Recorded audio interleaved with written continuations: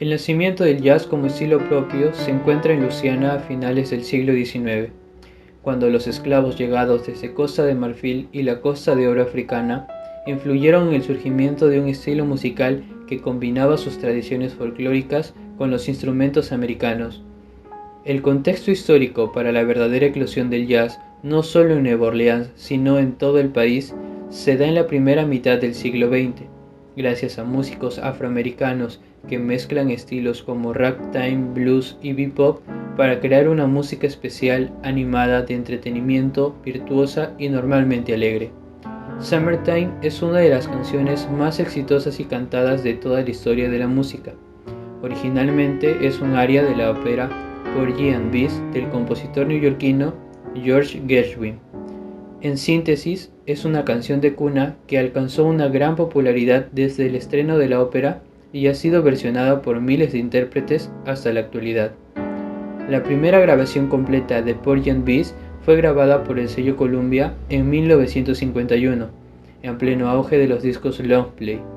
Summertime ha sido cantada por todo tipo de intérpretes en los más diversos géneros musicales. Sin embargo, hay que tener presentes las versiones de tres grandes cantantes norteamericanas del siglo XX, diferentes entre sí y vinculadas al jazz y el blues, como Janis Joplin en 1968, quien demostró su sello particular en la interpretación del blues con una voz rasgada. Otra versión importante de Summertime es la de Billie Holiday en 1936, un año después del estreno de la ópera. Y para terminar, 10 años antes que Janis, en 1958, la reina del jazz Ella Fitzgerald graba un dúo con Louis Armstrong. George Gershwin nació en Brooklyn, Nueva York, el 26 de septiembre de 1898. De niño, Gershwin le gustaba la música, en especial el ragtime, pero no pensaba dedicarse a esta. Él conoce al violinista Max Rosen, quien lo introduce a la música clásica. Sus padres compraron un piano para su hermano, pero lo terminó tocando George, y empieza a tomar clases con Charles Ham Betzer. Su maestro intentó que le interesara la música clásica, pero a él le gustaba lo popular. Años después, su padre lo inscribe en una escuela enfocada a la contabilidad y el mundo de los negocios, pero él se salió cuando tenía 15 años. En 1913, entra a trabajar a Remick Music Company. Su trabajo era promover a los editores de música tocando el piano para que otras personas puedan escucharlos, porque en esa época no había radio y muy poca gente tenía tocadiscos. Luego, él tomó clases con el violinista Edward Kelley y él le enseña el estilo de música europea y también el cómo orquestar la música. En su trabajo, George tocaba sus propias canciones, lo que no le gustaba a sus jefes, y por esto, él cambia de trabajo y conoce a Irwin Caesar, quien quería escribir una canción junto a él. Ellos crearían Swanee. Después, Ol Jolson la haría conocida y George se vuelve famoso y adinerado con solo 19 años de edad. Después de esto, él viaja a París en múltiples ocasiones y conoce a Dorothy y Dubois Hayward, que junto a George y su hermano componen Summertime para la ópera Porgy and Bess. Años después le detectaron tumores cerebrales y fallece en 1937, a los 39 años de edad. Louis Armstrong nació en 1901 en Nueva Orleans, Estados Unidos. Fue un trompetista y cantante de jazz, uno de los personajes más innovadores de este género. Empezó tocando en su ciudad natal hasta 1922, año en que Joaquin Oliver lo incorporó a su Creole Jazz Band en Chicago. Luego, en 1924, tocaría para la Big Band de Fletcher Henderson, y un año después, fundaría su propio grupo en Chicago, con el cual se convirtió en uno de los músicos más reputados mundialmente.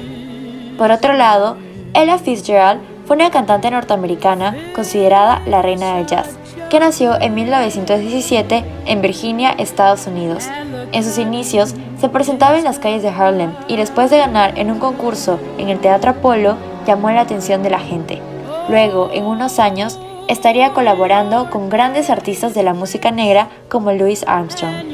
En agosto de 1958, ambos lanzan su tercer álbum juntos, titulado Porgy and Bess, por Verve Records, con la producción de Norman Granz. Este incluiría una adaptación del aria Summertime, con un arreglo de orquesta por Russell García al género jazz. Hasta ese momento, la canción había logrado cierta popularidad en Europa, sin embargo, su fama crece cuando ésta se introduce al género standard jazz. Este arreglo fue posible gracias a la simpleza de la melodía original que dio espacio a la instrumentación y a la improvisación característica de este género. Es así como esta canción de cuna gana en el 2001 un premio Grammy al Salón de la Fama y llega a tener alrededor de 38.000 versiones registradas. La pieza, emocionalmente hablando, transmite nostalgia. Esto se remarca con el ritmo pausado de la percusión y el bajo que denotan cansancio y pesadez. Además, tanto ella como Louis optan por una interpretación más melancólica. En el lado musical, la pieza está en tonalidad de re mayor con un compás de 4/4 y un tempo de 75 BPM aproximadamente. La versión que estamos analizando es la del álbum de estudio Porgy and Bess, grabada en Verve Records y producida por Norman Granz. Dentro de la orquesta hay violines, violas, chelos, trompetas, trombones, un piano, contrabajo, guitarra y batería. Además, en Summertime, como en algunas otras canciones del disco, Louis opta por tocar su icónica trompeta además de cantar. Summertime de Ella Fitzgerald y Louis Armstrong tiende a ser una balada melódica con aires de jazz. Esta pieza se da inicio con una intensidad piano en la primera vuelta del instrumental. En dicho instrumental se tiene a el piano Hammond, el violín y una batería, permaneciendo este acompañamiento igual durante toda la pieza. Ya en la segunda vuelta se tiene como instrumento melódico a la trompeta, el cual le da una intensidad mesoforte, que consiste en la repetición melódica de las estrofas y el coro de la pieza, que posteriormente a partir del minuto 1:30 lo realizarán las voces principales. Ella Fitzgerald canta cada estrofa manteniendo ese estilo de jazz suave que transmite mucho placer auditivo al ser una voz muy sutil, mientras que Louis le da ese toque varonil con una voz ronca y elegante, y usa ese recurso como una forma de historia cantada. En las últimas estrofas, Fitzgerald regresa a cantar una pequeña variación melódica junto a Louis que la acompaña en los coros.